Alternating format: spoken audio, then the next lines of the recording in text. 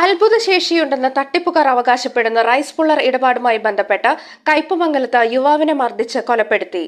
കോയമ്പത്തൂർ സ്വദേശി 40 വയസ്സുള്ള അരുണാണ് കൊല്ലപ്പെട്ടത്. മൃതദേഹം ആംബുലൻസിനുള്ളിൽ ഉപേക്ഷിച്ച ശേഷം കൊലയാളി സംഘം രക്ഷപ്പെട്ടു.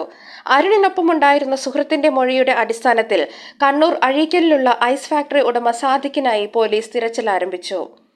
റൈസ് പുള്ളർ നൽകാമെന്ന് പറഞ്ഞ് സാദിഖിൽ നിന്ന് അരുൺ വാങ്ങിയ 10 ലക്ഷം രൂപ തിരികെ നൽകാത്തതിലുള്ള തർക്കമാണ് കൊലപാതകത്തിൽ കലാശിച്ചതെന്നാണ് പോലീസിന്റെ പ്രാഥമിക നിഗമനം.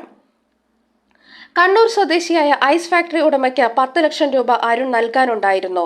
ഇത് തിരിച്ചു പിടിക്കാൻ വേണ്ടി പാലിയേക്കര ടോൾ പ്ലാസയ്ക്ക് സമീപത്തു നിന്ന് അരുണിനെയും സുഹൃത്തിനെയും തട്ടിക്കൊണ്ടുപോയി. അരുണിന്റെ സുഹൃത്ത് ശശാങ്കനും മർദ്ദനമേറ്റു. വട്ടണാത്രയിൽ എസ്റ്റേറ്റിനകത്ത് ഇരുവരെയും ബന്ദിയാക്കി മർദ്ദിച്ചു. അരുൺ കൊല്ലപ്പെട്ടതോടെ മൃതദേഹം കയ്പമംഗലത്ത് എത്തിച്ച് ആംബുലൻസ് വിളിച്ചു വരുത്തി മൃതദേഹം ഉപേക്ഷിക്കുകയായിരുന്നു എന്നാണ് പോലീസ് പറയുന്നത്. ഒരാളെ വാഹനമിടിച്ചെന്നും ആശുപത്രിയിൽ എത്തിക്കണമെന്നും ആവശ്യപ്പെട്ടാണ് സ്വകാര്യ ആംബുലൻസ് ഡ്രൈവർക്ക് ഫോൺ കോൾ വന്നത്. ഡ്രൈവർ അപകട സ്ഥലത്തെത്തിയപ്പോൾ അവിടെയുണ്ടായിരുന്ന കാറിൽ 4 പേരുണ്ടായിരുന്നു. യുവാവിന്റെ ശരീരം റോഡിൽ കിടക്കുകയായിരുന്നു. വണ്ടി തട്ടിയെന്നും യുവാവിനെ ഉടൻ ആശുപത്രിയിൽ എത്തിക്കാനും സംഘം ആവശ്യപ്പെട്ടു. യുവാവിനെ ആംബുലൻസിൽ കയറ്റിയപ്പോൾ കൂടെ വരാൻ ആംബുലൻസ് ഡ്രൈവർ സംഘത്തിലുള്ളവരോട് ആവശ്യപ്പെട്ടു. എന്നാൽ ആംബുലൻസിനെ പിന്തുടരാമെന്ന് പറഞ്ഞ് പ്രതികൾ മുങ്ങുകയായിരുന്നു.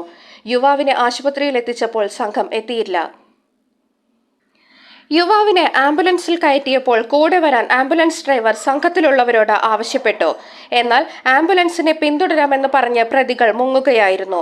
യുവാവിനെ ആശുപത്രിയിൽ എത്തിച്ചപ്പോൾ സംഘം എത്തിയിരുന്നില്ല. ഡോക്ടർമാർ പരിശോധിച്ചപ്പോൾ അരുൺ മരിച്ചതായി മനസ്സിലായി.